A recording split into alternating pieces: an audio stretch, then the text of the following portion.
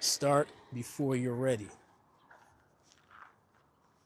So let's talk about why I like to use my 360 camera instead of using my regular camera that I'm recording on right now when it comes to travel videos.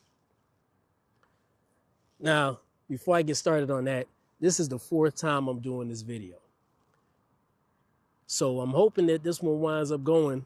And if you see me in this right here for the full video, then that means it worked out. The first video, lighting was horrible, audio was horrible.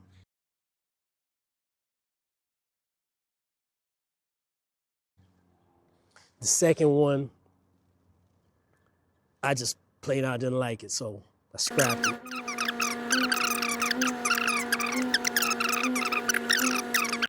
The third one, I did the whole thing, and then all of a sudden, probably 30 seconds before I finished the video, A7 III and 70 to 180 just decided it wanted to shift focus.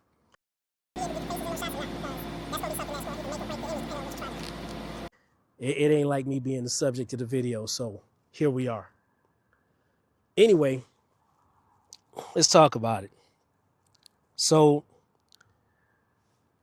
family wound up doing a Disney cruise, and for me, anytime we're doing a trip, I'm thinking about what should I pack.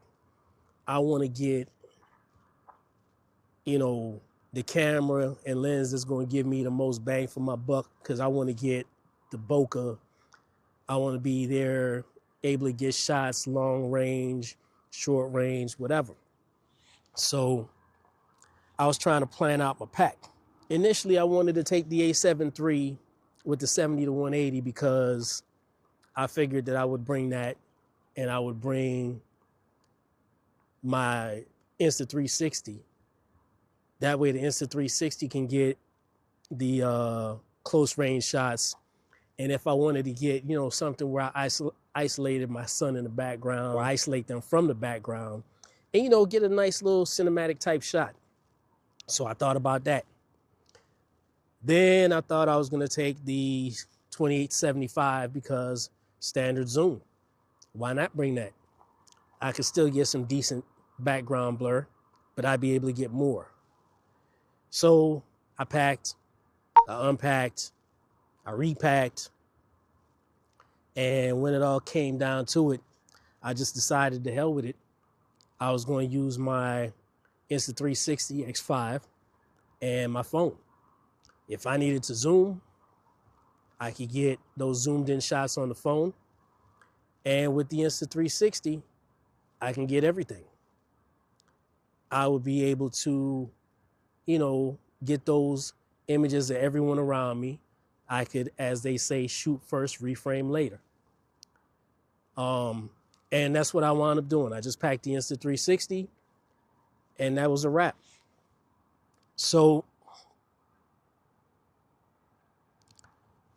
my main thing, it worked out for me because the main thing I looked at was I could get those shots. I could get B-roll. I wasn't going to be worried about what camera am I going to use, what lenses am I going to use, am I going to swap out lenses, am I not going to be in the moment because I'm so worried about what camera it is that I'm using. Insta360, I was able to pull it out, take the image, take the video, pop it back in my pocket, and I'm off to the races, off doing what I got to do. So for me, that worked out great. I was able to set myself up with the selfie stick. I got some amazing shots with the selfie stick, leaning off the side of the ship so I could get that perspective of looking back at the ship.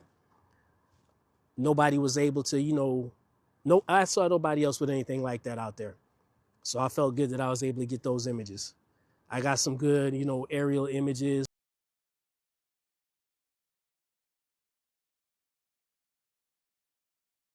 I got some good fake drone images.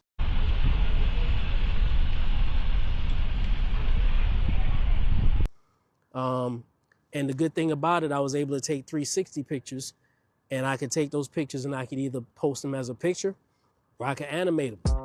And that way I could have a reel or something later on. So it wound up working out really well for me. I was, like I said, able to be there in the moment. And at the same time, if I wanted to pull out, take a few pictures, I was able to do it, and there was no issues from there. Chances are I might still, on a different trip, wind up bringing something like what I'm shooting on right now, because I still do like getting a good cinematic headshot, some good background blur. But for the most part, the Insta360 does the trick. What about you? When you're traveling, what's your travel setup? Do you like to bring everything, or do you like to stay as light as possible? Let me know in the comments. Y'all be easy.